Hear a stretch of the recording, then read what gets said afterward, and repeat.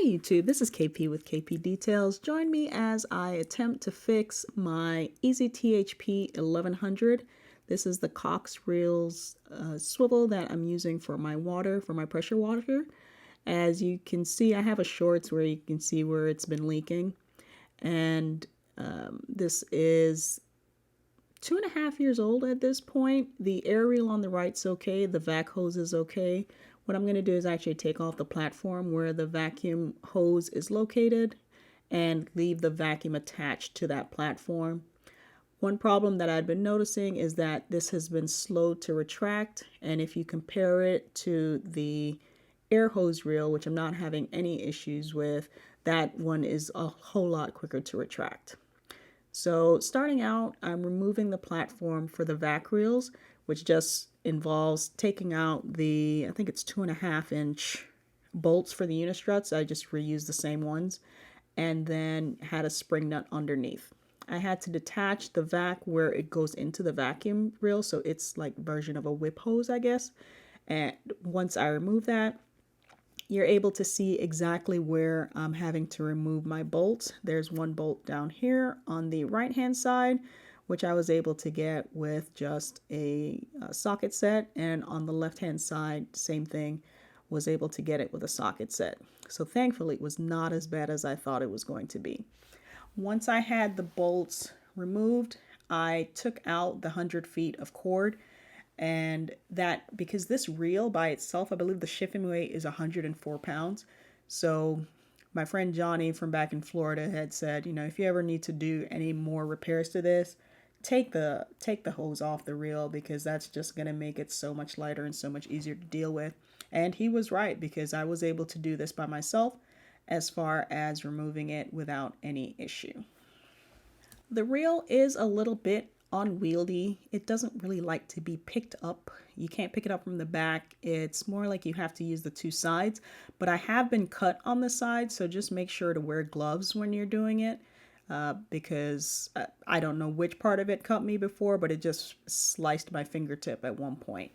The blue line that you're seeing is I think it's a 1/2-inch line that I got custom made, and it's 15 feet long. And I love it because it's perfect. I can still do work on the reel without actually having to remove this hose if I really didn't have to. So from what I was seeing on the COXREEL website, I need to remove those 3 bolts and these 2 at the bottom in order to get to the seals that are going wrong. And since this is an American-made company, it's 1/2-inch bolt heads on the exterior that you need for your socket, so a 1/2-inch socket and a 1/2-inch crescent wrench or whatever wrench you have available for the inside. I used the impact in this case because these things were pretty tight.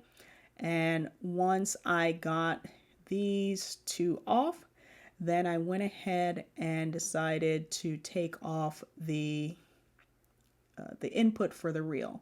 So it does require two wrenches, as you can see, and the fact that I have a swivel on the blue line made things so much easier, because I could actually go around in a full 360 and then it would uncurl itself because there's a swivel on the end of this. So make sure that any fittings that you get for your reel, put a swivel fitting on as many things as you can. It's just going to make your life so much easier. So once I had the 2 at the bottom off, I'm going to go ahead and take off the 3 on the top, and then what happens is that the arm just kind of hangs, which is exactly what you need. The reel itself, as you can see, is still supported by the other side, and then from here you need to get a snap ring tool, which I bought this one. It's Irwin brand, which I think is sold at Lowe's, but I actually bought it off of Amazon. And you remove the split rings. This is a bigger split ring, so you're good to go with, I don't know what sizes these were, but this was the one that came with it from the factory. And then once I removed that entire assembly, there's another split ring on here, but it requires a smaller split ring tool, so just be aware of that. So if you're going to get a split ring tool, make sure that you have multiple sizes on the heads.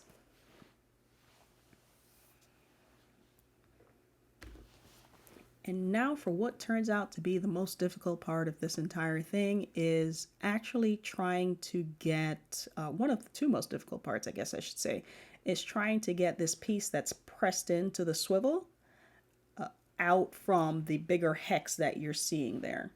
And according to, so on Obsessed Garage, they sell a similar swivel kit with, it's not the EZ-THP, but it's something similar. And they are just able to pull it out. There was no possible way I was going to be able to pull it out. My wife suggested using the back end of a punch to push it through, and then just a very small hammer that she uses for woodworking. And that really worked out. I'm sure that that punch, though, was completely dead. So next is to get the split ring and the rubber O-ring out.